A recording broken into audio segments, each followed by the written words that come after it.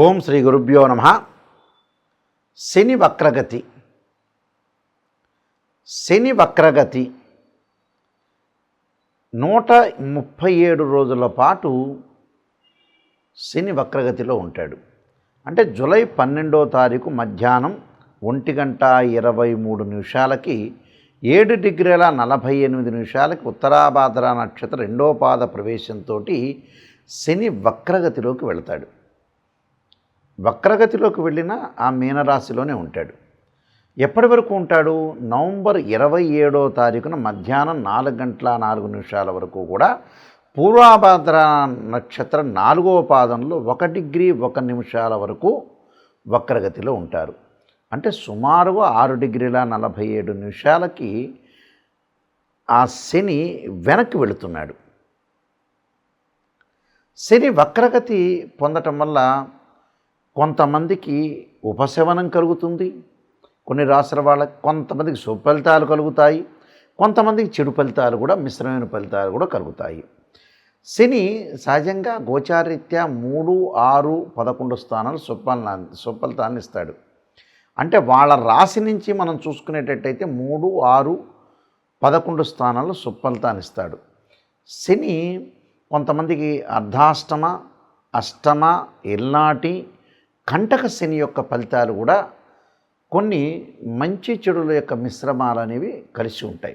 వక్రగతి అంటే ఏంటంటే సహజంగా ఎలా ఉంటుందనంటే చాలామంది కూడా వక్రగతి అంటే ఏదో జరిగిపోతుందనే అపోహ, శని గురించి చెప్పంగానే భయభ్రాంతులు చెందుతుంటారు. వక్రగతి అంటే ఏమిటంటే మనకి పైన అంతరిక్షంలో 2 వాహనాలు వెళుతుండగా ఒక వాహనం యొక్క వేగం అనేది తగ్గుతుంది, దాని యొక్క స్పీడ్ అనేది తగ్గుతుంటుంది. అంటే 2 గ్రహాలు వేగంగా వెళుతూ ఉండగా ఒక గ్రహం యొక్క వేగం తగ్గడాన్నే వక్రగతి అంటారు. అది ఎక్కడ వెనక్కి వెళుతుందని చాలామంది అనుకుంటారు. కానీ భూమి మీద నుండి చూసే వాళ్ళకి ఏంటంటే అది వెనక్కి వెళుతున్నట్టుగా అర్థం అనుకుంటాం. కానీ పైన అంతరిక్షంలో అలా జరగదు, దాని యొక్క వేగం మాత్రమే తగ్గుతుందని అర్థం. దాన్నే వక్రగతి అని అంటారు. అంటే దిస్ ఈజ్ అ రెట్రోగ్రేడ్ అంటారు, డైరెక్ట్ కాకుండా రెట్రోగ్రేడ్ అవుతుంటుంది.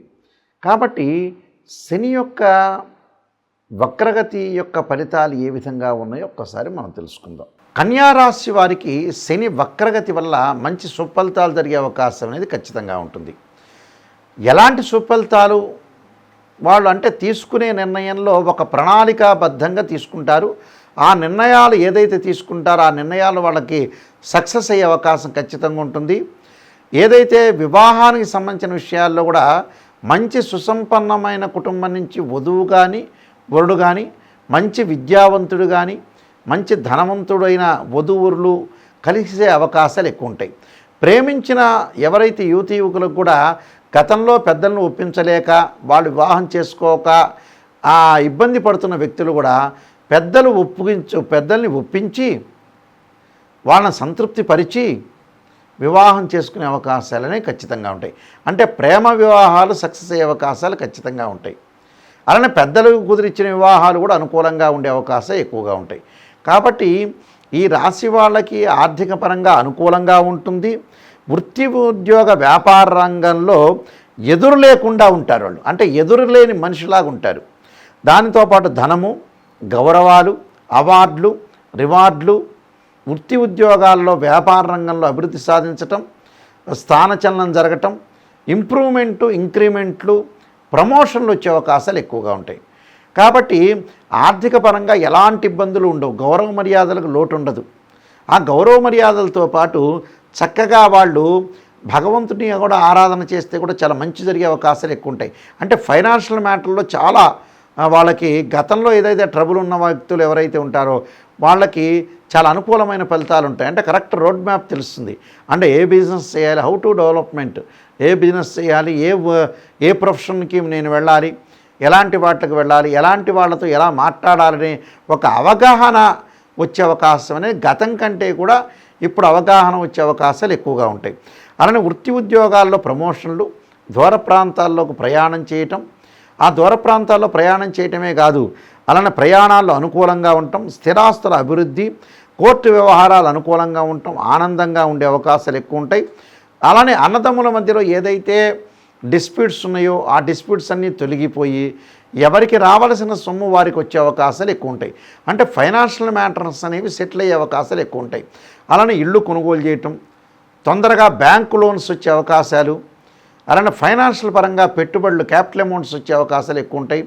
అలానే రుణాలు తగ్గే అవకాశాలు డిక్రీజ్ కావటం, ఏదైతే క్రెడిట్స్ అనేవి ఉంటాయో ఆ క్రెడిట్స్ తగ్గే అవకాశాలు ఎక్కువ ఉంటాయి.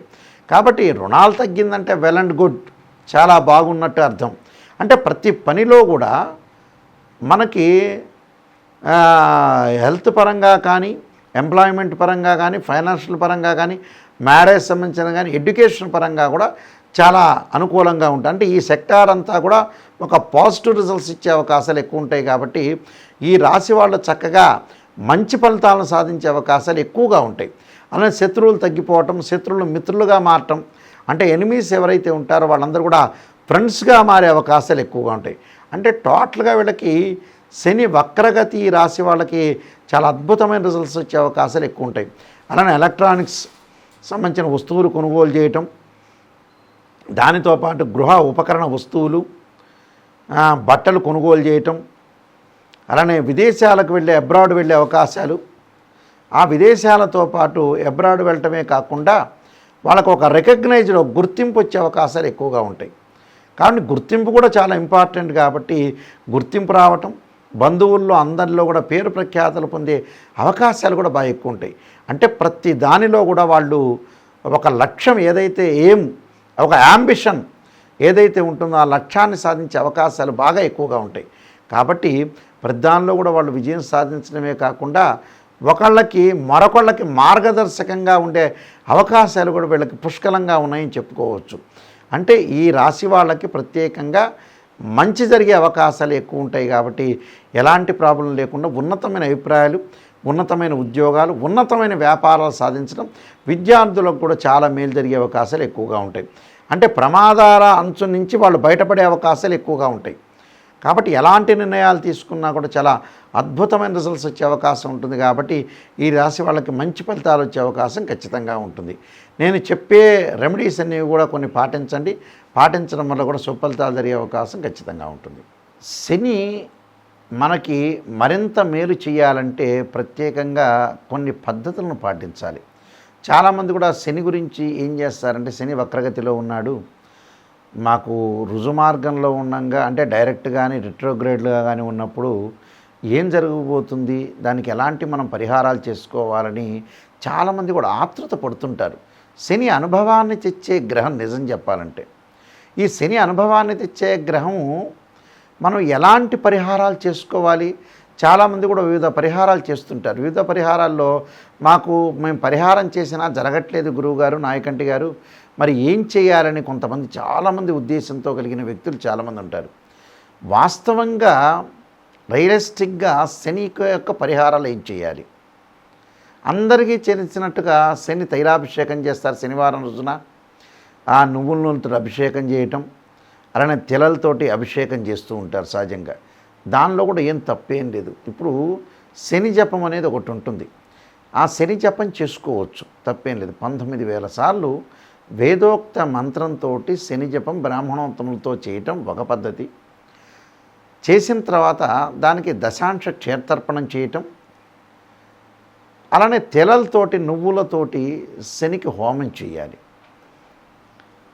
అది చేయటం కూడా చాలా మంచిది.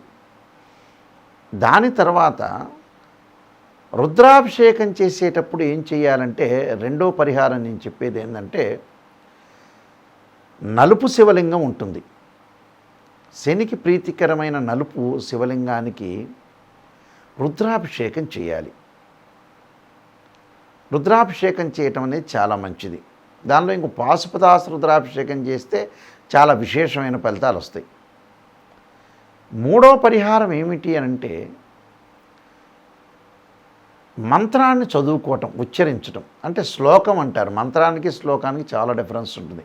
మంత్రం అనేది ఎప్పుడు కూడా స్వరంగా చెప్పాలి, శ్లోకం అనేది మామూలుగా చదువుకోవచ్చు.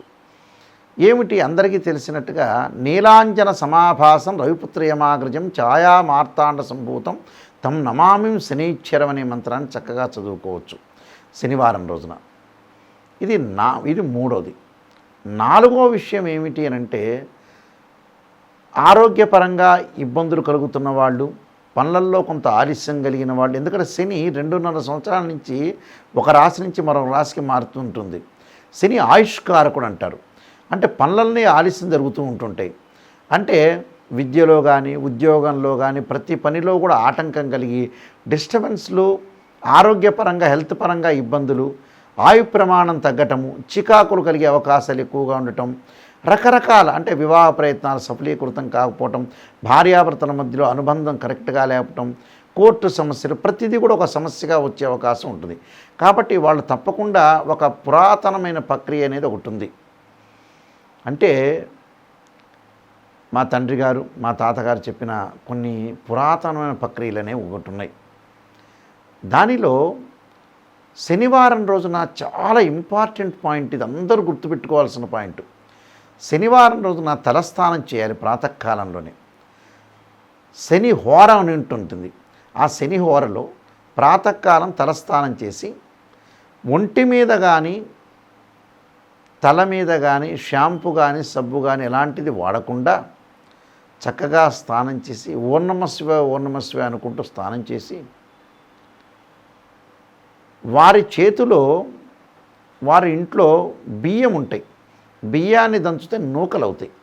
ఆ నూకలు, పంచదార, నల్ల నువ్వులు 3 కూడా ఒక చెంచా తీసుకొని మనం ఒక పొట్లంలాగా కట్టుకొని లేదా ఒక కవర్లో వేసుకొని ప్యాక్ చేసుకొని ఆంజనేయ స్వామి దేవాలయం కానీ మీ దగ్గరలో, శివాలయం కానీ వెళ్ళాలి. ఆంజనేయ స్వామి దేవాలయమైనా శివాలయమైనా ఎన్ని ప్రదక్షిణాలు చేయాలి అంటే 9 ప్రదక్షిణాలు చేయాలి. ఓం నమః శివాయ ఓం నమః శివాయ అనుకుంటూ 9 ప్రదక్షిణాలు చేసిన తర్వాత ఆ నూకలు అంటే బియ్యాన్ని దంచిన నూకలు, పంచదార, చక్కెర అంటారు, అలా నల్ల నువ్వులు ఒకచోట ఆ గుడిలో దేవాలయంలో వెయ్యాలి ఒక మూలకి. ఆ మూలకి ఎక్కడ చీమలు, నల్ల చీమలు ఉన్న చోట వేస్తే చాలా శ్రేష్టం. నల్ల చీమలు ఉన్న చోట వేయటం వల్ల, ఆ నల్ల చీమలు తినటం వల్ల మనకు శని యొక్క దోషం అనేది పోతుంది. ప్రదక్షిణ చేసేటప్పుడు కూడా ఓం నమః శివాయ పంచాక్షర్ చేయాలి. ఇలాగా వీలైతే మనకి గోచారరీత్యా కానీ జాతకరీత్యా కానీ అర్ధాష్టమ శని కానీ అష్టమ శని కానీ, అలానే మనకి ముఖ్యంగా వచ్చే ఎల్నాటి శని కానీ, కంటక లేదా పొంగు శని అంటే 10వ స్థానంలో శని ఉంటే కంటక లేదా పొంగు శని అంటాం మనం.